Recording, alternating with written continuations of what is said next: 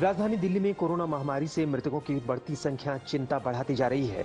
बीते 24 घंटे में कोरोना से दिल्ली में 407 लोगों की मौत हुई। दिल्ली में लगातार दूसरे दिन कोरोना से 400 से ज्यादा लोगों की जान गई है। दिल्ली में कोरोना के 20,394 नए मामले सामने आए हैं। फिलहाल दिल्ली में 92,000 से ज्यादा एक्टिव केस हैं। हालांकि संक्रमण दर कुछ गिरावट के साथ अब 28% के करीब पहुंच गया है। महाराष्ट्र में कोरोना के 56,647 नए केस आए, जबकि कोरोना के चलते 669 लोगों की मौत हुई। वहीं मुंबई में बीते 24 घंटे में कोरोना के 3,672 नए केस सामने आए और 79 लोगों की मौत हुई। राहत की बात यह है कि एक दिन में मुंबई में कोरोना से ठीक होने वाले मरीजों की संख्या 5,500 से भी ज्यादा रही। यूपी में कोरोना के करीब 31,000 नए केस आए हैं, जबकि 36,600 से ज्यादा मरीज ठीक हुए। बीते 24 घंटे में प्रदेश में कोरोना से 290 लोगों की जान गई। यूपी के नोएडा, गाजियाबाद, सहारनपुर में कोरोना के केस तेजी से बढ़ रहे हैं। इस बीच कोरोना संक्रमण को रोकने के लिए प्रदेश सरकार ने दूसरे राज्यों से आने वाली बसों पर रोक लगा दी है। साथ ही ट्रेन से आने वाली यात्रियों की टेस्टिंग बढ़ाने का भी निर्देश दिया है। कोरोना के बढ़ते कहर के बीच हरियाणा में आज से 7 दिनों का संपूर्ण लॉकडाउन होगा। हरियाणा सरकार के मंत्री अनिल विज ने लॉकडाउन का ऐलान किया। हरियाणा सरकार ने यह फैसला इसलिए लिया ताकि कोरोना संक्रमण पर काबू पाया जा सके। हरियाणा में भी कोरोना संक्रमण से हालात बेकाबू हो रहे हैं और प्रदेश में कोरोना मरीजों की संख्या में लगातार इजाफा हो रहा है। कोरोना संक्रमण की रफ्तार को रोकने के लिए लगाई गई पाबंदियों का कर्नाटक में कुछ असर दिखाई दे रहा है। कर्नाटक में कोरोना के नए मामलों में कमी दर्ज की गई है। कर्नाटक में कोरोना के 37,733 नए केस आए, जबकि 217 लोगों की मौत हुई। कर्नाटक में कोरोना के सबसे ज्यादा केस बेंगलुरु में आ रहे हैं, जहां 21,000 से ज्यादा नए मरीज मिले। उधर तमिलनाडु में कोरोना के 20,768 नए केस आए हैं, जबकि कोरोना के चलते 153 लोगों की मौत हो गई।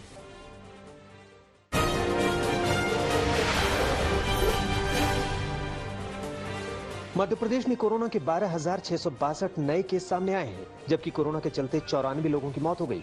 मध्य प्रदेश में कोरोना से सबसे ज्यादा केस राजधानी भोपाल और इंदौर में आ रहे हैं। इस बीच कांग्रेस के विधायक बृजेंद्र राठौर का कोरोना से निधन हो गया। 15 अप्रैल को कोरोना पॉजिटिव पाए जाने के बाद उन्हें अस्पताल में भर्ती करवाया गया था और तबीयत बिगड़ने पर भोपाल के अस्पताल में शिफ्ट किया गया था। उत्तराखंड में लगातार 5,000 से ज्यादा कोरोना केस आ रहे हैं। बीते 24 घंटे में उत्तराखंड में कोरोना के 5,606 नए केस सामने आए, जबकि कोरोना के चलते 71 लोगों की मौत हुई।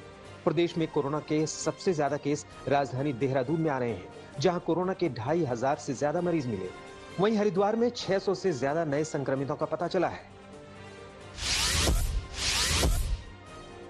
देश में बढ़ रहे कोरोना मामलों के बीच ओडिशा ने बड़ा फैसला लिया है। ओडिशा सरकार ने राज्य में 14 दिन का लॉकडाउन लगा दिया है। ये लॉकडाउन बुधवार सुबह से लागू होकर 19 मई तक चलेगा। सरकार ने यह भी साफ किया है कि इस दौरान आवश्यक सेवाओं, हेल्थ सेवाओं को छूट रहेगी। इसके अलावा सुबह के 7 बजे से लेकर दोपहर के 12 बजे तक अपने घरों से 500 मीटर के दायरे में लोग निकल सकेंगे, ताकि वो अपने जरूरी कार्य कर सकें।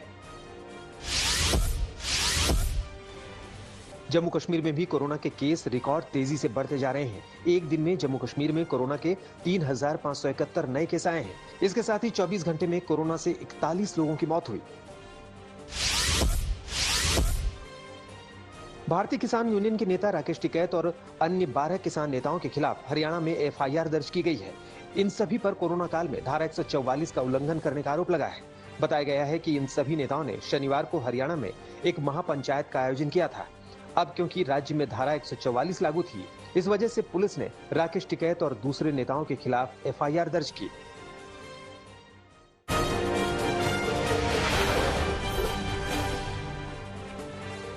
पश्चिम बंगाल के हल्दिया में शुभेंदु अधिकारी की गाड़ी पर हमला हुआ है। हमले का आरोप TMC कार्यकर्ताओं पर है। बताया जा रहा है कि शुभेंदु अधिकारी का काफिला देखकर TMC के कार्यकर्ता भड़क गए और उस पर पत्थरबाजी करने लगे। पत्थरबाजी से पहले TMC कार्यकर्ताओं ने शुभेंदु अधिकारी के साथ बदसलूकी भी की। बंगाल में चुनावी नतीजों के बाद कई जगहों पर हिंसा भड़क गई। आरामबाग में बीजेपी के दफ्तर को आग के हवाले कर दिया गया। बीजेपी ने TMC कार्यकर्ताओं पर आगजनी का आरोप लगाया। बीजेपी ने कहा कि प्रदेश में कई जगहों पर पार्टी नेताओं और दफ्तरों को निशाना बनाया जा रहा है, जो लोकतंत्र के लिए सही नहीं है। ममता बनर्जी पर हमला बोलते हुए बीजेपी ने यह भी कहा कि चुनाव में जीत के बाद ममता बनर्जी ने एक बार भी अपने कार्यकर्ताओं से हिंसा न करने की अपील नहीं की। पश्चिम बंगाल में ममता बनर्जी ने जीत की हैट्रिक लगा दी है। विधानसभा चुनाव के नतीजों में टीएमसी ने 200 से ज्यादा सीटें हासिल की, वहीं बीजेपी को 80 से कम सीटों पर संतोष करना पड़ा। जीत के बाद ममता बनर्जी ने पश्चिम बंगाल के लोगों का धन्यवाद दिया और कहा कि वो बंगाल के विकास के लिए आगे भी काम जारी रखेंगी। ममता बनर्जी ने कहा कि अब उनकी सबसे पहली प्राथमिकता राज्य में कोरोना संक्रमण को रोकने पर काम करना है, जिसके लिए उन्होंने केंद्र से भी मदद की अपील की है। पश्चिम बंगाल में प्रचंड जीत के बावजूद ममता बनर्जी को नंदीग्राम सीट पर शुभेंदु अधिकारी से हार का सामना करना पड़ा।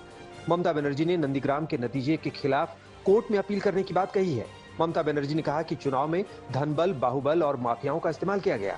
नंदीग्राम को लेकर हमने चुनाव आयोग से शिकायत की थी, लेकिन आयोग ने शिकायत पर ध्यान नहीं दिया। ममता ने कहा कि ऐसा कैसे हो सकता है कि पूरा राज्य एक जनादेश दे और एक सीट दूसरा जनादेश दे। इस बीच टीएमसी के 3 नेताओं ने नंदीग्राम के नतीजों को लेकर चुनाव आयोग से भी शिकायत की है। पश्चिम बंगाल में टीएमसी की प्रचंड जीत पर पीएम मोदी ने ममता बनर्जी को बधाई दी। पीएम मोदी ने कहा कि बंगाल में जीत के लिए ममता दीदी को बधाई। केंद्र लोगों की आकांक्षाओं को पूरा करने के लिए और कोरोना महामारी को दूर करने के लिए बंगाल सरकार को हर संभव मदद देना जारी रखेगा।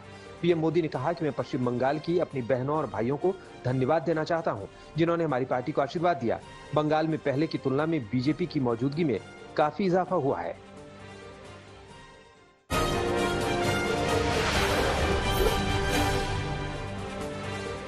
असम में एक बार फिर बीजेपी की सरकार बनेगी। विधानसभा चुनाव में शानदार प्रदर्शन करते हुए बीजेपी ने प्रदेश में बड़ी जीत दर्ज की। ये पहला मौका है जब असम में गैर कांग्रेसी सरकार दोबारा बन रही है। असम में बीजेपी की जीत में सीएम सर्बानंद सोनोवाल के साथ साथ मंत्री हेमंत बिस्वा शर्मा की अहम भूमिका रही। चुनावी नतीजों के बाद अब असम में मुख्यमंत्री के चेहरे को लेकर भी चर्चा चल रही है। हेमंत बिस्वा शर्मा ने कहा है कि मुख्यमंत्री पद पर फैसला पार्टी की बैठक में होगा। तमिलनाडु के विधानसभा चुनाव में डीएमके ने शानदार प्रदर्शन करते हुए बहुमत के लिए जरूरी आंकड़ा पार कर लिया है। डीएमके के इस शानदार प्रदर्शन और जनादेश के लिए पार्टी प्रमुख एमके स्टालिन ने वोटरों को धन्यवाद दिया। उन्होंने सहयोगी दलों और तमाम नेताओं का भी आभार जताया। डीएमके ने कांग्रेस के साथ गठजोड़ करके तमिलनाडु में विधानसभा चुनाव लड़ा था, जबकि एआईएडीएमके ने बीजेपी के साथ गठबंधन किया था। एलडीएफ की जीत के साथ केरल में लेफ्ट पार्टी ने इतिहास रच दिया है। केरल में पिछले 4 दशकों में सत्ताधारी पार्टी कभी दोबारा चुनाव नहीं जीत पाई थी, पर इस बार वाम लोकतांत्रिक मोर्चा सरकार ने चमत्कार कर दिखाया। केरल में 1980 से हुए हर विधानसभा चुनाव में सत्ता पक्ष को हार का मुंह देखना पड़ा था और विपक्ष की 5 साल बाद सत्ता में वापसी होती थी, लेकिन इस बार ये ट्रेंड बदल गया। केंद्र शासित राज्य पुडुचेरी में इस बार एनडीए की सरकार बन रही है। बीजेपी और सहयोगी पार्टियों ने 30 सदस्यीय विधानसभा में 15 सीटें हासिल की हैं, जबकि कांग्रेस और सहयोगी दलों को 8 सीटें ही मिली।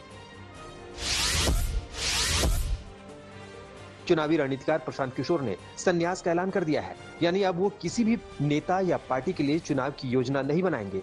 इसके साथ ही प्रशांत किशोर ने चुनाव आयोग पर भी सवाल खड़े किए और कहा कि इतना पक्षपात करने वाला चुनाव आयोग मैंने कभी नहीं देखा। सब पार्टियों को साथ आना चाहिए और आयोग पर रिफॉर्म के लिए दबाव बनाना चाहिए। प्रशांत किशोर ने कहा कि चाहे धर्म के इस्तेमाल का मामला हो, चुनाव तारीखों की बात हो या दोनों तरफ के लोगों पर कानून के इस्तेमाल की बात हो, पूरी तरह से पक्षपात किया गया।